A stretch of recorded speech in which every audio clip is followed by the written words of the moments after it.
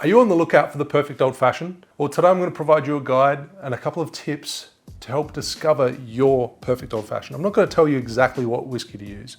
I'll just provide you a guide so you can find your own perfect drink. First of all, my preference, high proof and high rye. You can use a bourbon or a rye whiskey. Whiskey is created from grain. A rye whiskey needs to be comprised of over 51% rye.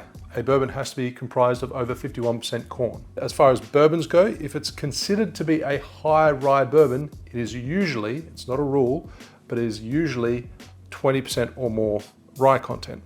So when I like to pick up whiskey, it's rye or bourbon, but if I do pick a bourbon, I like to pick one that has a high rye content. But the reason I've picked Old Forester for this particular example is because it also has a higher proof. I tend to use a higher proof whiskey for my old fashions. So this is 100 proof. You don't need a barrel proof, but 100 proof, 50% ABV means that it'll be strong and robust in your old fashioned. The next ingredient is the sweet component of your old fashioned. You can use a simple syrup, a 1-to-1 ratio of sugar and water, but that's going to dilute a little bit without providing enough viscosity or enough texture into your drink. So you want to use a rich syrup, so 2 parts sugar to 1 part water. I like to use demerara as the sugar base rather than a white sugar. Reason being is because the demerara sugar is less refined. You could use a cane sugar or brown sugar, but I just like to use demerara. Demerara is less refined and therefore it retains flavors of molasses, caramel, and dark chocolate kind of notes to it. So it pairs really well with matured spirits. Now this one in particular is from Liber & Co. I love using their ingredients. You've seen them quite a lot on the channel. With their demerara syrup, in addition to it being a rich syrup, so a high ratio of sugar, so therefore it adds a lot of body into your cocktail, it is also made with gum arabic, which is an extract. It's a sap from a tree the tree is tapped, they extract the sap and then they dry it. And then they've added it into this syrup. It's a common ingredient to use in old school syrups back in the day. And Liber & Co do that in quite a few of their syrups. And it just adds more texture into the syrup and therefore into your drink. So the fact that it's a rich syrup and it's got gum, it'll add a lot of body into your old fashioned. A lot of texture.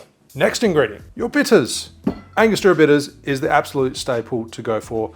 Lots of notes of cinnamon and clove that work exceptionally well in an old fashioned. But this is where I like to veer a little left of field, just a little bit, because I still like using Angostura bitters, but I like to split the bitters between Angostura and something different. I like to mix it up all the time, depending on the whiskey I'm using. I might pair it with a chocolate bitters, or in this case today, I'm going to pair it with an orange bitters. So I've got the best of both worlds. I'm adding more complexity into the drink. It's not just going to be cinnamon and clove from Angostura, it's going to be cinnamon, clove, and a lot more orange from the orange bitters. So let's put all that together. And again, I'm not telling you the exact ratios to use. I mean, these are pretty standard, but you can veer from them a little bit if you like. But it's more about tips to help you discover your own old fashioned, your own perfect old fashioned. So I'm going to pour out 2 ounces, 60 ml of bourbon whiskey, high proof, high rye, and then Liber & Co's demerara syrup. So rich demerara gum syrup, add a lot of texture, body. I'm going to use 1/4 ounce, 7.5 ml.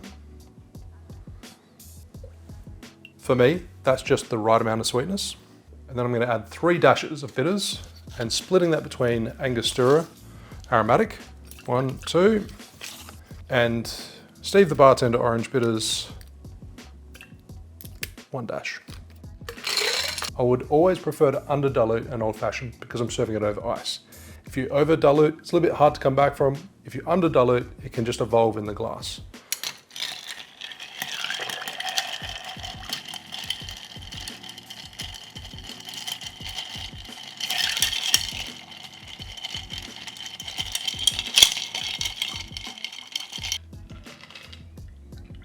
So you can garnish it any way you like, but as far as flavor goes, I'm just going to talk about the citrus peel. Some people might like to put a cherry garnish on top, more so for looks. But in this case, as far as flavor goes, I'm going to do a combination of orange, which I believe pairs really nicely with the bourbon. Express the oils over the top. And then if I was using a rye whiskey, I would go with lemon peel or a combination of both. So in this case, because I'm using a bourbon that has a little bit of a higher rye content, I'm going to use the orange peel, also express just a little bit of lemon on top. So there you have my perfect old fashioned. Let me know in the comments below if any of these tips were helpful for you, or if you want to share your own perfect old fashioned, let me know in the comments below. Any particular whiskey you like? Do you like demerara? Do you like simple syrup? Do you like sugar cubes? How do you like your old fashioned? Let me know in the comments below. Cheers. Good amount of spice, that cinnamon and clove from the Angostura and the orange, and it works really well. It's nicely balanced. It's a good amount of sugar. It's nice and rich. A lot of intensity from that demerara sugar coming through. This is an excellent old fashioned, if I say so myself. Hope you enjoyed today's video. I'll see you soon for another cocktail video. Cheers.